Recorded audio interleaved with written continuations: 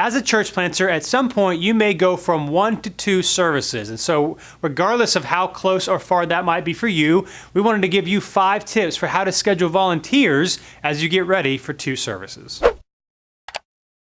Welcome back to Practical Church Planting, where in 15 minutes or less, we'll give you practical tips, advice, and encouragement to help you plant and grow healthy churches.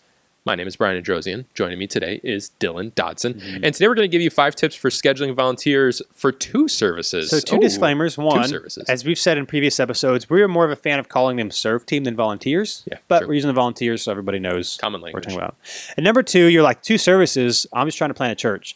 Well, we know some of you might be considering it because we've talked about this in our Practical Church Planting Facebook group, which you should join if you're not a part of. Good plug. But also, you might be wanting to do it one day, and we want to give you some proactive things to just be thinking about if you're ever considering adding a second service. Mm-hmm. We're at 3 now, but we have Thursday night, so that's a little different. So some tips, some of these things you might think about, some of the things that we do differently than some other churches, but we've actually found to be really helpful. Yeah. And so we want to share them with you. Number 1, whatever you do, don't make exceptions. And what we mean by this, going from one service to 2 services is a change of what the norm is. People are used to doing something one way, and then you're going to change it. And some people, because they're used to doing it the one way, and it's not like a knock against them, like we shouldn't get mad, like it's a change, it's different. They're going to ask, however you decide, and we're going to give you an advice on how we think you should structure volunteers for 2 services to keep doing it the way that they're doing it. But if you're going to change it up in any way, you can't make exceptions. That was one of the things for us when we changed, and we'll talk about how we did in a second, what we changed it to. We had a few people that were like, no, like I still want to serve the way that I was serving. And I was like, no, we can't do that, because if you make exceptions for 5 people, then the other people are going to want to make exceptions. And then when someone new comes on, they're going to be like, well, how come they don't do it? Like, this might cause you to lose a few people that are serving in the beginning when you switch to 2 services, but it is more than worth it than the headache that it will cause trying to remember who is all the exception, who do I treat differently than what you want to do. So whatever you do, don't make exceptions. Now, again, there are the rare times where you have to make an exception. So we're not saying no to everybody, but it should be pretty much no to everybody unless there's a very good reason why somebody can't or won't change to the way that you're doing it. Yeah, this is a tough one. It's very easy to say I'm not going to make exceptions, but in that first period of time, where the first few months where it's probably the most difficult, it's going to be with 2 services where you're just trying to figure out all these different moving parts. It's going to be very tempting to say yes to these exceptions because you'll get more people. Like you'll get people to do more, and you feel bad. That's true. You're asking someone to do something that you've never asked them to do before. And so, but you're right. I mean, in the long term, it might make it a little bit easier for a short time, but in the long term, it's going to make it way more difficult if you create a culture that's just okay with making exceptions and okay with everyone kind of having their own thing. And this really goes back to leadership. It does. I think sometimes we get so mad of our people for not doing things, but we haven't led them well. Like we're afraid of having the difficult conversations. We're afraid of losing a volunteer. And so we said, no, I'll do whatever you want. That's not what leadership is. Leadership is doing what's best for the church and for your people, church, business, whatever, even if they don't see it at the time. Like that's what leadership is, that you have the plan, the vision, you're thinking of all the aspects. They're just thinking about themselves, which isn't bad, but they don't understand all the moving parts that go in with 2 services. And so as a leader, you have to say, I'm sorry, I understand. Here is why we're going to do it. If you need to take a break, you've got to be okay with that. But because if you make exceptions, it'll be easy to do in the beginning, and it'll make your life terribly difficult later on. So don't make exceptions, whatever you decide to do. Number 2, here is how we schedule our serve team for 2 services, different than I think most churches do it, but highly would recommend it. And that is schedule 1 team for both services. Now, this is different for your kids ministry. We're not talking about kids ministry. They'll serve at 1 and hopefully go to 1. Yeah. But we're talking about hospitality, parking, coffee, production, obviously, band, obviously, that if you're serving, you serve at both services, but you serve once a month. Now, some people serve more than once a month or whatever because they want to and that sort of thing. But that is our ask. Instead of doing 1 service at maybe twice a month, and you have like twice as many slots you have to schedule and fill, you schedule 1 team. They come early. They come to their volunteer meeting, which we'll talk about in another point. But they're there the entire time. And so you're not trying to fill all these spots. If somebody calls out, you're not trying to fill like just that second service spot. Like you got 1 spot to fill for the entire time, and it will make your scheduling so much easier. Now, of course, this is where you'll get some pushback. Yep.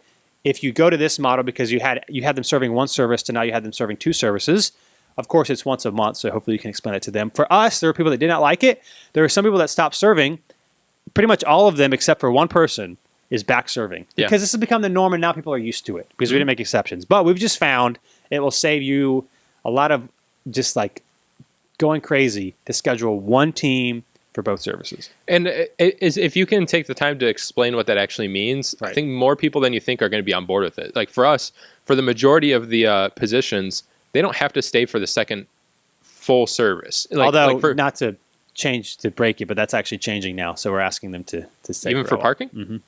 We're asking everyone. Take it back. Look at that. See, I'm not in that position, so no. Yeah. So what we're doing is like literally, because part of that was it wasn't fair. Yeah. So we're now parking may not, but like we're trying to move into like if you're scheduled and you show up and you leave at the same time, so there's no unfair things. Yeah. But even then, it's like it's once a month. But that's the other thing I was going to say is that there are people that do more than once a month, but we ask for once a month across the board. We don't really ask anybody for more than once. If they volunteer, that's fine. But like anyone can make this work for once a month. And we have families that do it that have a truckload of kids and like make it work. And their kids are perfectly fine staying in our kids ministry for 2 services because it's once a month. It's not like it's every week. And so most of the pushback you're going to get, you will get some pushback, but we think we're going to get more pushback from this than we actually will. The most pushback you'll get is just that you're changing it. Yeah. But then the new person that signs up to serve, they'll just like, well, this is what we do. Yeah. And so it makes it easier for everybody. It's what's hard is that it's different, not that it's wrong. Mm-hmm. I've just talked to a lot of people about how they schedule, and they're like, you guys do once a month, and I'm like, it's the best thing we decided to do. It works. So one team for 2 services. Obviously, if you have hills to fill, whatever, you might ask someone to fill in. But we're up front, like we're not asking you to do more than once a month. That's totally fine. That's good for us. Number 3, don't be afraid to raise the bar. Now, this kind of goes with all this. Obviously, this is a bigger commitment if you're at 2 services or whatever.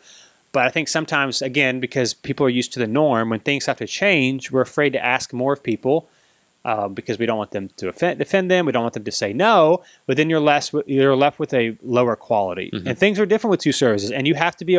It's always better to have less people that are willing and excited about what you're doing than having a full roster and a third of the people are disgruntled and not happy to be there. That's not good for anybody. And so just don't be afraid when there are changes to raise the bar. You will find that most people will rise up to that because people want to be a part of something that's exciting and bigger than themselves. They want to. They just need to be called to it. Yeah, I mean, it kind of goes back to what we were saying before. We think that people are going to have more of a problem with it than they will. And I mean, some people will, but we've seen people like just this past Sunday, someone showed up almost an hour before they were scheduled. Not an accident, but just because they had other things to do, so they were in the area and just figured they'd stop by and see if we need help with anything. Like an hour before on Sunday morning, so that means early. And we've had other people do similar things where we raised the bar, but they kind of even took it and raised it a bit further than we did. And so don't be afraid to do that. People, as long as you're good at casting vision, and can actually lead people and explain why you're doing it, not just we're doing it and get on board. Most people are going to get on board with it, and most people are going to be okay with sacrificing a little bit more. And if you explain it as like, I'm so sorry, here's how we have to do it. It's like, you're afraid. Don't be afraid. Yeah. It might be afraid internally, but don't show it. When you go to 2 services, things change, so don't be afraid to raise the bar because people will step up to the plate if you ask them to. And also, before we move on, most people, like if you're going to 2 services, it's probably clear that you need to. Like it's probably not going to be a huge surprise to people. I think we've talked about before. Once kind of church leadership has noticed something, most of the congregation has noticed long before, and you're behind. And so most of the time, people are going to see that, hey, this is a need, and obviously that means that things have to change a little bit. Right. So being afraid to make changes, you're probably more afraid to make changes than people are for you. And 2 services is the best time to make changes because it's a big change anyway. It's not like we're staying at 1 service and we're going to completely change how we're doing things. Like people understand. Number 4, when it comes to tips for scheduling for 2 services, is avoid unneeded positions. So in other words, especially if you're asking people to do a little bit more, you don't want people to ask themselves. You don't want people to do nothing. Yeah. So, like for example, I'll give you like practically a way that we've changed this. So for us, we have what's called our Connect table. It's under a black tent in our parking lot. Unless it's raining, then it's inside. We had a position that somebody that's what they were at. They were serving at the Connect table. Mm-hmm. But we found that they didn't really do much, especially before the service. And after the service, they might. But we give tours. One of our early episodes, we still do it. By the way, we give tours after each service, which is a great way to connect with people. Yeah. The person that was doing the tour would be at the Connect table after the service, so most of the new people would go with them. And the person that was actually serving at the Connect table wouldn't do very much. Yeah. And we're asking them to be there for both services before and after because they're at where people are going to go. And we're wasting their time. So we changed it to where the person that's doing the tours is there, and also after the service and beforehand, one of our door greeters, if somebody's there, will go and stand at the tent. Yeah. So because they're right next to each other. We took away an unneeded position because asking people to serve in a place that they feel like they're not doing anything, it's not good for them. It's not good for you. It makes them feel useless. Yeah, I think this goes back to be comfortable with making changes that need to be made. Yeah. Don't say because you created things this certain way that you got to keep it that way, because whether it's a pride thing or whether it's because you think people will question your leadership if you make a bunch of changes. If a change needs to be made, make a change. Like, you don't want people to waste their time. They're going to get way more frustrated with wasting their time than with changes being made. So have the confidence to make it. It makes people feel valued when you make a change. And you're you're not asking them to do something unnecessary. It makes like, oh, they actually care. Yeah. They actually see that what's going on here. Yeah. So be very intentional about or avoid unneeded positions. And here's the last one. I'll say it and explain it. But you need to be very intentional about your culture. In other words, as things get larger, it is harder. It's not impossible. People kind of assume that there's nothing you can do about it. That's not true. I'll give you an example in just a second that all of you would agree with. And it's not true that it's impossible to not have a welcoming and a loving culture as people grow. What happens, though, is you get more people. If you're not being intentional about it, then you're just going to end up putting people in serve positions, and they haven't been trained. They don't understand why they're supposed to do what they're supposed to do. So you have somebody there, but they're not attentive, they're not engaged, and it does not go across well. Yeah. So let me give you an example of a place that does this well. You know what I'm going to say? Of course. Yes, I know what you're saying. Chick-fil-A. There is not a Chick-fil-A in the entire world that you don't have an expectation that it's going to be clean and friendly everywhere you go. Yeah. How do they do it? They're very intentional with their training. They have a culture that they build. And so here's why, for us, we recommend the if two services, one team model. Because we have our serve team meeting before our first service, before everyone is supposed to be there.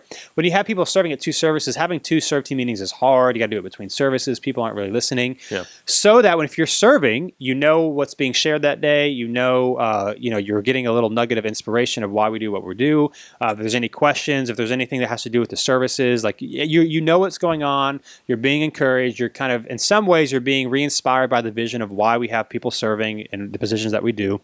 And you're keeping the culture. So as you're adding new people, it's not like, hey, can you serve at the second service? Just show up at this time and hopefully you know what you're doing. Because it makes a big difference. And so it's hard because as you grow and you have more people serving, you need people in positions. But if you're not intentional about training and talking with them, making sure they understand why they're doing what you're doing, your environment of being welcoming and loving is going to go down.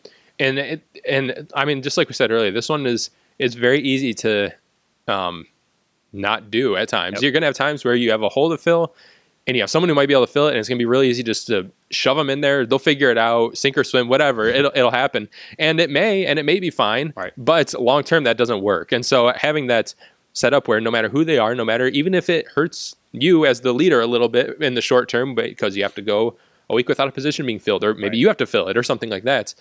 That's okay, because in the long run, you're going to have people that stick around because they understand the culture and they understand the reason that they're serving, and it's not a job to them. There's something that they actually show up to actually want to do because they know why they're doing it. Right, and it's the smaller you are, the easier it is to create a warm and welcoming environment because everybody kind of is paying attention. The larger you get, you shouldn't buy into the lie that you can't still love and serve people well. It just takes structure and intentionality.